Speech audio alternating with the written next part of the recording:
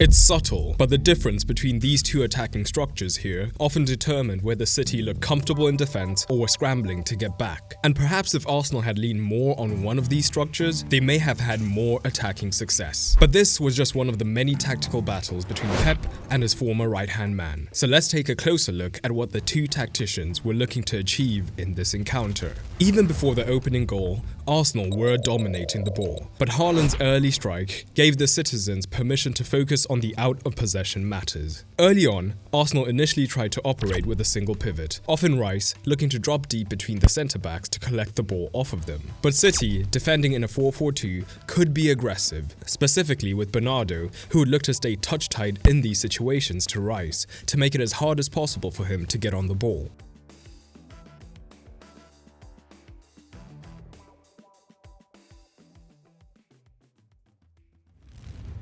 So to aid the progression, Arsenal then more often had to drop Zubimendi alongside Rice to have a double pivot, and here we begin to see two types of City in defense. When they were able to stay goal side of the double pivot, the Blues looked happier in defense, with these two on the Arsenal pivots allowing Reinders and Rodri to stay deep, patrolling these parts of the pitch.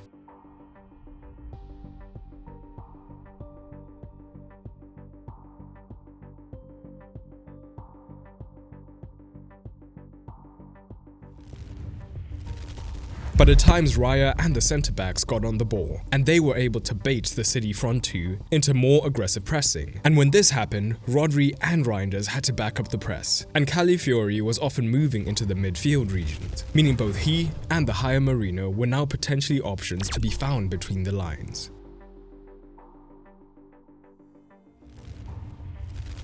But the centre isn't the only place where we saw two types of City defensively, because the left-hand side threatened to change the game. See, City's front two were narrow, so naturally the spaces were either side here. And down the right, Timber was the man to take advantage of this. But down the left, it could be Calafiori, but early on, Rice tended to drift out into the left-back zone and got space here, because Haaland and Bernardo were not man-marking when they were in this 4-4-2. Instead, they were much more zonal. So once Rice moved out of Bernardo's zone, he now had space all of a sudden. And now there was an instant 3 versus 2, and consistently, Foden was caught in two minds on whether to push up and leave his man, or stay much deeper. And whenever he was drawn into the press, Arsenal could essentially move into the final third relatively unchallenged, because now whoever was deep on the left could find one of the two men higher up, allowing them to progress up the pitch.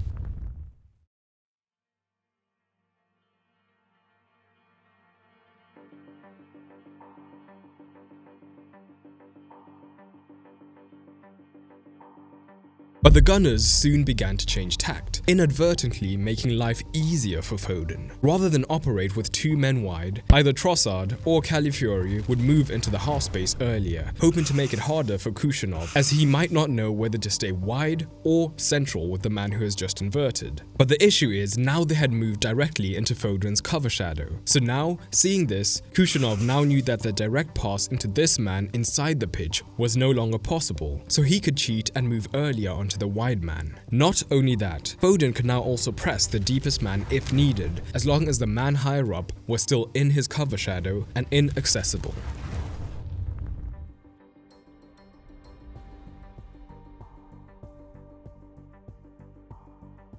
Now, why would Arsenal do this? Well, if they were able to get the ball out on the flanks early, there would be a 2 true versus 1, with the man in the half space able to make this run to receive. This would have happened more if the wide man was initially dropping fairly deep, so that Kushnerov now wasn't just worried about covering the horizontal space, but also had to worry about the vertical space. But for the most part, the wide men for Arsenal both tended to be quite high up the pitch. But there was a huge attacking advantage to Arsenal of this new shape. Well, remember how City looked comfortable in defense when their forwards were on the pivots? Well, there was one exception, because Trossard threatened to be the difference maker. Because if Calafiori was wide, this tended to unlock the Belgian, letting him drift into these spaces much more central and pick up the ball unmarked.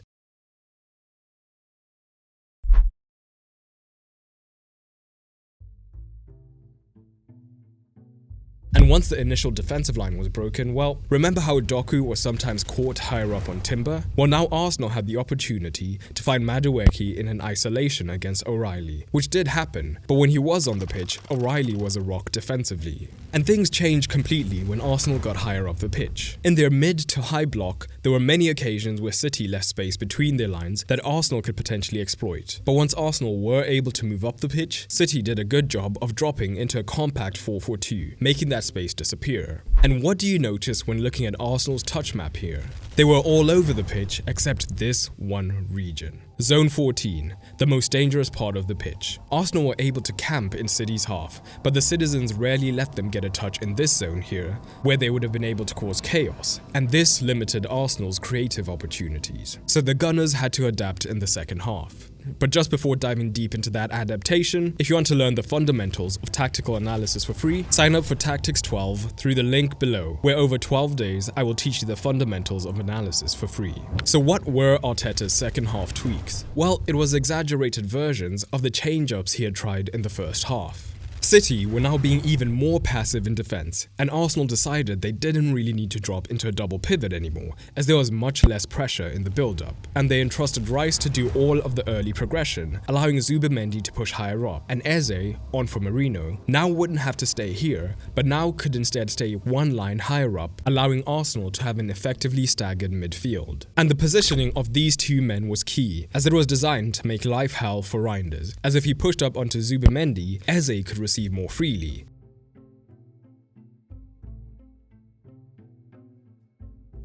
But if you stay deep, now Zubimendi would be able to initially receive before moving up the pitch. The former is what happened most commonly, with Eze often completely unattended between the lines. But Arsenal struggled to break the lines to get the ball into him consistently. But the rare occasions where they were able to, he was excellent at receiving on the half turn and combining seamlessly with Saka on the right, and then often making runs into the half space. These runs, and Arsenal's ability to get between the lines, were a huge reason that City switched to a 5-4-1 after bringing on Saka. It allowed them to have a compact 4 that made it even harder to break this initial line to find a man between the lines. But at the same time, a wing-back meant that there was a defender ready to immediately address Saka if he got on the ball, while at the same time, the wider centre-back would be ready to address any runs through the half space from Eze. But I'm curious to know what you made of the match, and who you think is happier with the result given Arsenal were at home, but City, at the same time, led for so much of the encounter. And do you think that Pep has fixed his biggest tactical problem from last season? For a deep exploration on what that problem was, check out this video by clicking on screen now. And don't forget to check out Tactics 12 through the link down below.